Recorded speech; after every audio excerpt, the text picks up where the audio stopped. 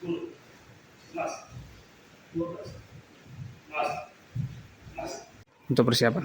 Kalau dari sisi teknik, itu untuk teknik yang dibutuhkan untuk pertandingan setingkat PON bisa dibilang sudah 85%, tinggal mempertajam 15% lagi sama maintain, terutama kita maintain Di fisik. di fisik dan feel tekniknya. Kalau bela diri seperti kuras ini kan banting-bantingan, itu keberhasilan di pertandingan itu ditentukan beberapa hal. Penguasaan teknik, agility-nya, terutama feel-nya. Karena proses latihannya itu kan proses bertandingnya, lawan dipecahkan balance-nya itu kan hanya sesaat. Kalau orang terlatih, begitu saya unbalance, reaksi pertama bagaimana memperoleh keseimbangan saya kembali. Jadi harus bisa waktu yang sekejap dimanfaatkan untuk mengeksekusi teknik. Jadi kita sekarang ini fokus latihannya di situ, day to day, supaya makin tajam, makin eksplosif, memanfaatkan momentum dan posisi-posisi tertentu, supaya ini kan bantingan kan lebih ditentukan oleh leverage. Jadi bukan brute force, bukan tenaga otot kasar. Lebih pada, kalau di ilmu fisika, ungkitan, kalau diterjemahkan, kalau bahasa ininya leverage. Jadi bagaimana membiasakan itu dengan berganti-ganti lawan yang posturnya ada tinggi, ada lebih pendek, itu kan setelannya beda-beda. Itulah yang makanya latihannya ganti pasangan supaya feelingnya tajam. Jadi sekarang kita sudah tahap itu. Nah, ini mengingat ini kan bulan puasa, Pak. Ya. Untuk intensitas latihan kita sendiri masih normal atau bagaimana sekarang? Normal. Jadi yang puasa juga latihan, kita tanya bagaimana biasanya, dulu ya latihan juga. Ya, cuman kalau untuk yang puasa saya sarankan dikenali badannya. Nggak usah dipaksa, kalau udah terasa istirahat aja. Yang lainnya nggak puasa. Berarti khusus ya? Khusus, ada perlakuan khusus. Tapi silahkan aja, know your body, itu saya bilang. Kalau sudah jangan paksa, istirahat dulu baru kita mengasah feel. Itu kan kadang-kadang dalam latihan hari ini kita mengutamakan agility, besok eksplosif, nextnya feel. Jadi mungkin teman-teman yang sedang puasa kita fokuskan mengasah feel-nya. Jadi sebenarnya hanya strategi latihannya, menunya apa, menu yang lain apa. Nah, kira-kira seperti itu. Nah, untuk mengembangkan para atlet kita ini sendiri dalam waktu dekat ada nggak rencana tryout atau bagaimana? Kita lihat, saya melihat jadwal kuras internasional, kemungkinan ada di bulan Juli ini kejuaraan Asia di Kuala Lumpur.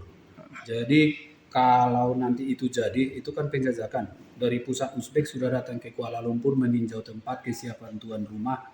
Nanti rencananya, saya merencanakan nanti cukup itulah, karena dekat dari Medan, biayanya juga lebih murah. Ke Kuala Lumpur kan lebih murah daripada ke Jakarta.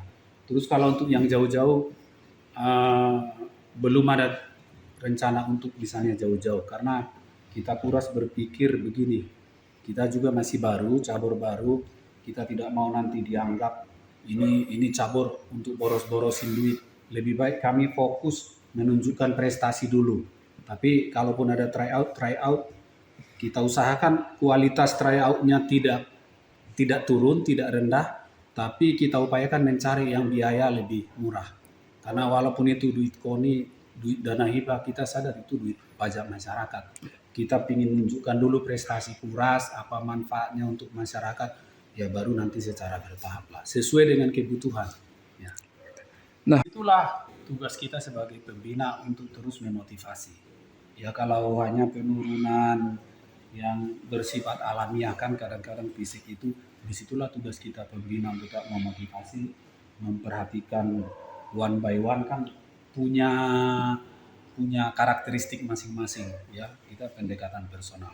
Kalau itu penurunan itu yang sifatnya ya sifat alamiah, itu ya tugas kita. Tapi yang terkait dengan kedisiplinan ya sudah, berarti kan ya kita usahakan perbaiki, kalau enggak kita turunkan yang lebih siap ya. Kalau kedisiplinan itu kan masalah attitude.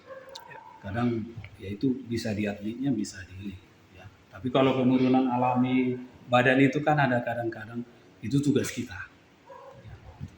Para atlet supaya tetap konsisten latihan, karena the last entry by name, sebelum the last entry by name, kita juga bakal mengadakan semacam bukan selekda ya, tapi internal lah, seleksi internal. Siapa yang paling siap itu yang kita turunkan. Ya, betul-betul nanti rencana di program saya, misalnya si A dengan si B. Nanti mulai, itu kan the last entry by name, kalau anggaplah PON itu tepat waktu tanggal 9, 3 bulan sebelum.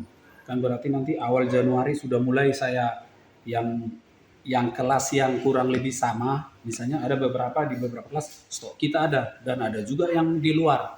Yang kemarin juara 3 pada saat selekda, itu juga kita panggil nanti bila perlu untuk diadu dengan yang sudah di dalam program saya 5 kali pertemuan. Nanti siapa yang akumulasi, siapa yang paling banyak menangnya, itulah yang kita anggap paling siap. Download Tribun X sekarang, menghadirkan lokal menjadi Indonesia.